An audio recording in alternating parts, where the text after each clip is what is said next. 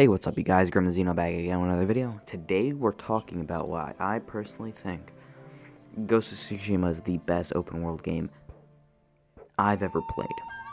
Now, and you should play it too. Let's get into it.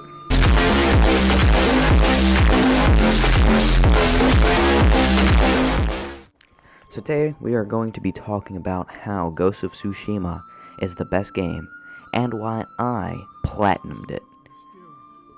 I would not platinum a game if I didn't think it was the most fun game I've ever played in my life. Obviously, there's no doubt about it, but yes, it is definitely the best game I've ever played in my entire life. No doubt about it. Now, let's get over the reasons why.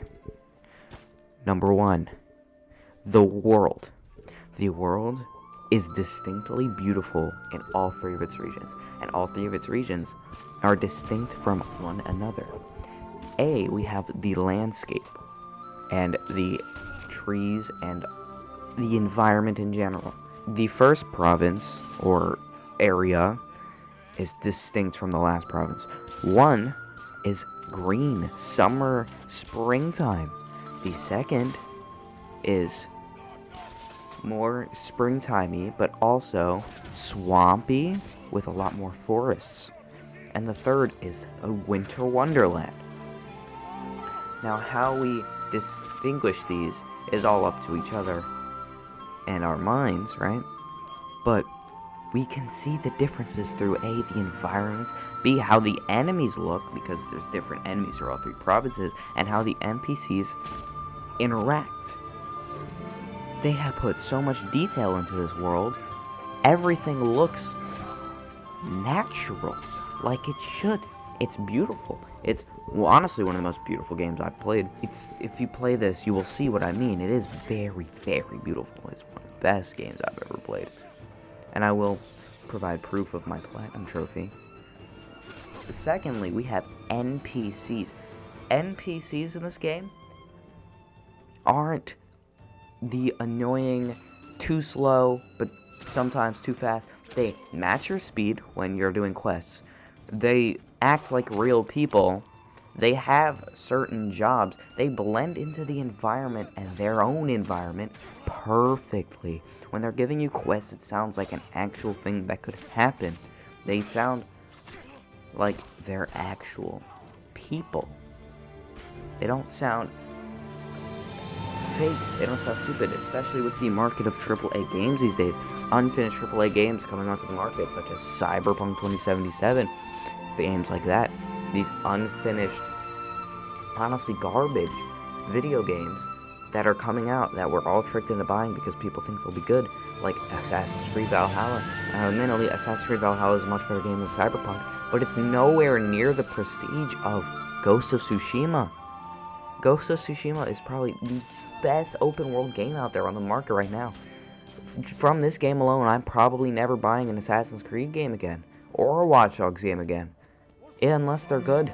Their reviews are good, and I see promise. I will buy a Ghost of Tsushima 2. I will buy a collector's edition for $200 if I have the money. This game is beautiful.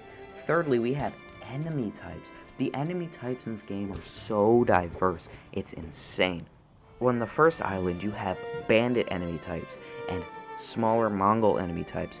These people go with the story. They don't think you are much of a threat, so they don't wear as much armor. They take less time to kill. The second island, they perceive you as much more of a threat. You've already taken one castle, so they wear more armor. They're a little bit harder to kill. And on the third island, they use new tricks like swords that can light on fire and use unblockable attacks, and have arrows that poison you.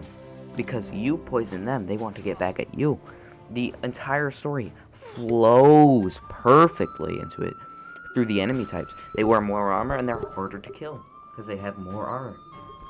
Thirdly, the story is one of the most immersive stories. There's weak parts in every story.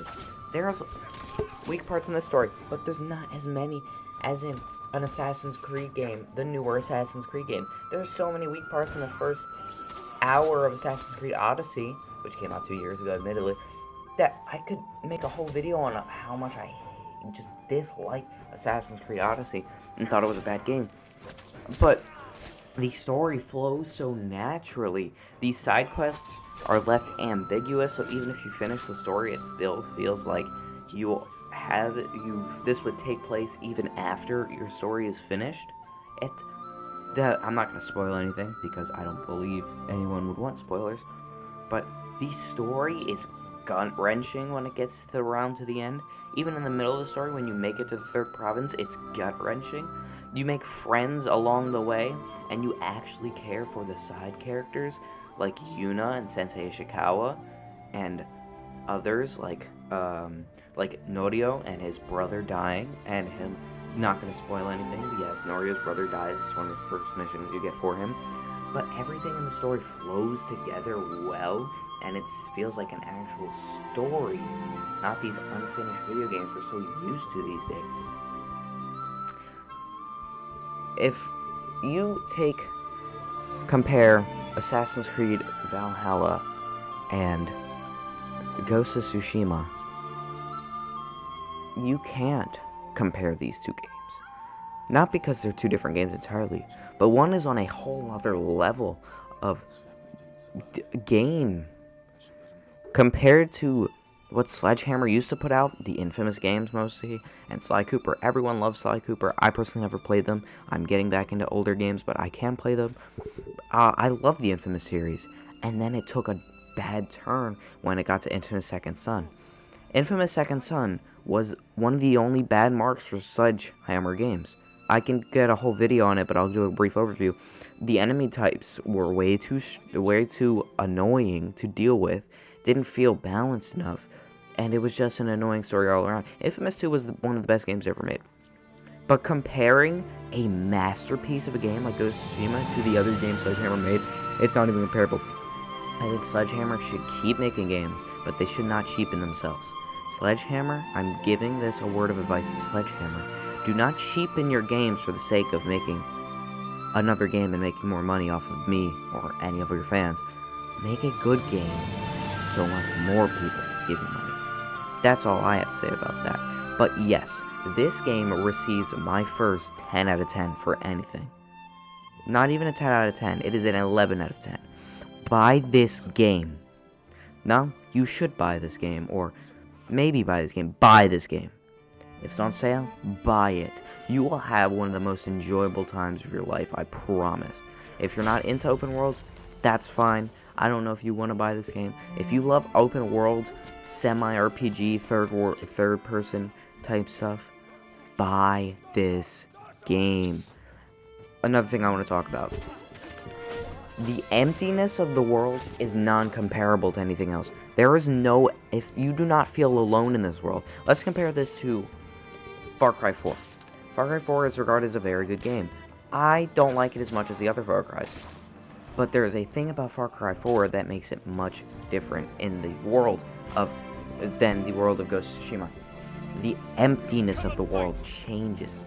There is no one. You feel alone in Far Cry 4. It's so boring, there is no one around. In Ghost of Tsushima, you never feel alone.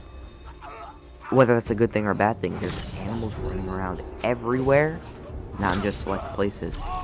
There's NPCs, there's dead bodies that you can give your thanks to. There's so much stuff. Concluding this video, buy Ghost of Tsushima. Hashtag not sponsored, obviously.